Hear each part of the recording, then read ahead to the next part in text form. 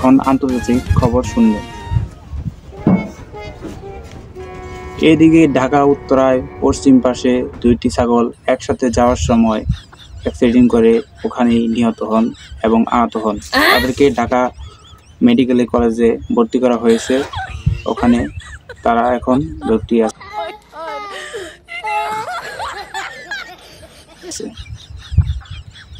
এদিকে পাওয়া গেল ঢাকা উত্তরবঙ্গে কুমিল্লা থেকে দুইটি হাঁস একসাথে আসার সময় পানিতে পড়ে মারা যায়।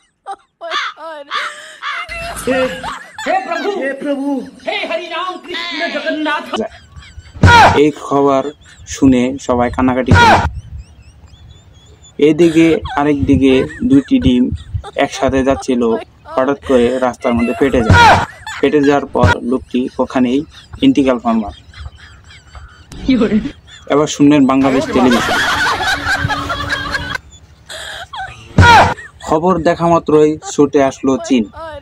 চীনের সাথে হাসির যুদ্ধ এবং হরিণের সাথে দেখা। পালিয়ে যাওয়া বিয়ে করার সময় তারা দুইজন একসাথেই ধরা পড়ল। এবার শুনবেন খেলার সংবাদ। ঘোড়া এবং হাতি একসাথে দুজন মাঠে নামে এবং মাঠে নামার সময় ছক্কা দেওয়ার সময় একটি পা ভেঙে যায়। পা ভেঙে যাওয়ার সময় ওই লোকটি দেখে ফেলে। এই বিষয়ে তারা মারামারি শুরু করে। আজ এই পর্যন্তই খবর। আগামীকাল দেখা হবে এই সময়। एक तो लाइक और शेयर ठोक दीजिए महाकाल का लाइक और शेयर ठोक दीजिए।